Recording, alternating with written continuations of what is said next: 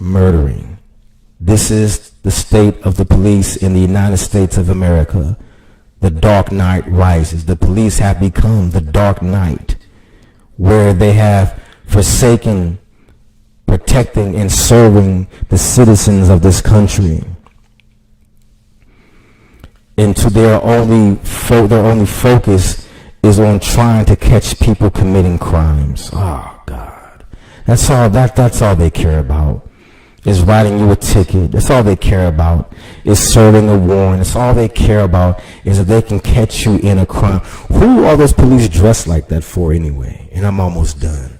Who that combat gear, that pseudo military warfare soldier tactical gear? Who are they going to war with? Who are they prepared to fight? As if a nation would dare attack this soil, as if a would-be foreign terrorist cell in the United States would dare rear his head, knowing it would be crushed immediately. Who would dare attack us? Who are they? So who are the police prepared for? Why are they dressed like that? Why is their appearance so intimidating? Why such artillery when they're only supposed to be serving in our communities? That's like going to Red Lobster and the waiter comes to you dressed as a cop to serve you lobster. Why are you dressed like that? What's the reason? Who are they prepared for? I'll tell you why and who they're prepared for. Since 9/11, the police became military, and they are prepared to go to war with angry white men, the terrorists in this country. As I said earlier, the greatest terrorist threat in the United States of America is the angry white man between 18 and 35 who go on campaigns of mass shootings. And then other white people defend them and say, well, yeah, we need our Second Amendment rights. Oxymorons. That's who the tactical gear, the soldier police costume they wear now, it's for the mass shooter in the United States of America. It's for the terrorist in the United States of America, the white man. Because they understand, even after 9/11, the greatest terrorist threat in this country are not Arab Muslims. It's other Americans, predominantly white men and white teenage boys. That's who they're dressed and prepared to go to war with. However, they're killing black people, unarmed, wholesale.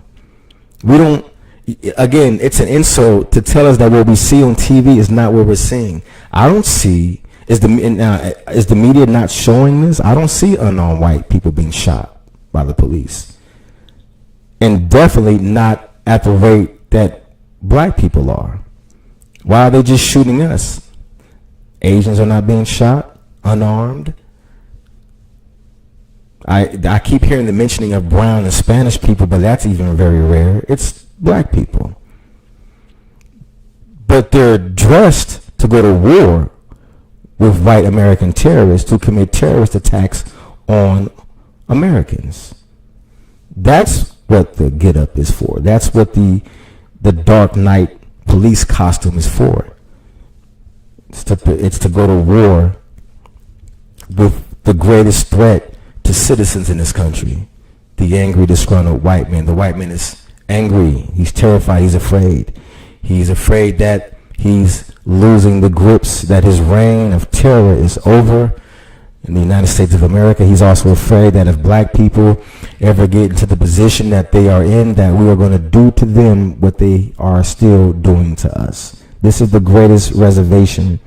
This is what is in this. This is supplanted in the mind of white people. Even most of them don't even know it. It's hereditary.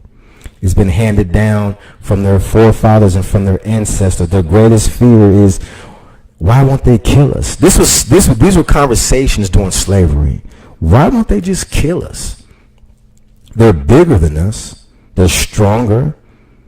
They definitely have more resilience. I mean, for an African slave to even make the ship ride to this soil, was a testament of a resilience. The only slaves that were more of a force to be reckoned with than the slaves that actually survived that ship ride over to the United States of America are those who would rather fought and died on the way here, or who jumped off the boats and drowned in the sea because they'd rather be dead than be slaves.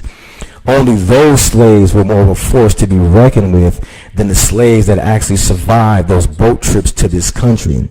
The slave masters knew that. So the conversation is, why don't they kill us? They're smarter than us. These so-called savages from the jungles of Africa. They're smarter than us. They knew that.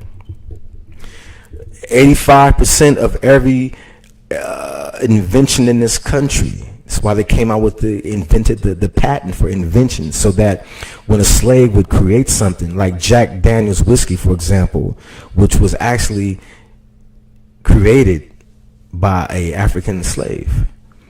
But in order to get the credit for the slave, because they were property, the slave master got the credit. It was called a patent. And so even to the traffic light, these were all the inventions of slaves. So the slave master knew, well, they're smarter than us. They're stronger than us. They're more resilient than us. They're older than us. There's more of them than there are of us on a global scale. In America, we may be the minority, but across the world, on the globe, on any country, any continent you go to, if you go far enough in the bush and start shaking the bush, the natives will pick their head out. And you know what the natives are? They're black people. Ask a Japanese samurai. There's a proverb about that. And so they knew this. And so they know this now. It's that information about us has been passed down generation through generation through generation to the present day. And so one of the greatest inherent fears that white people have of black people is what has been passed down, downloaded in their psyche, that if black people ever get on top, we're going to do to them what they are doing to us. This is the fear. And this is part of the angry white man syndrome in America. They are losing grip. They're losing their grip. They're losing their hold on society. And this produces the American terrorists, the greatest threat to this country. And that's who the police are prepared to deal with. But inadvertently, they're killing black people.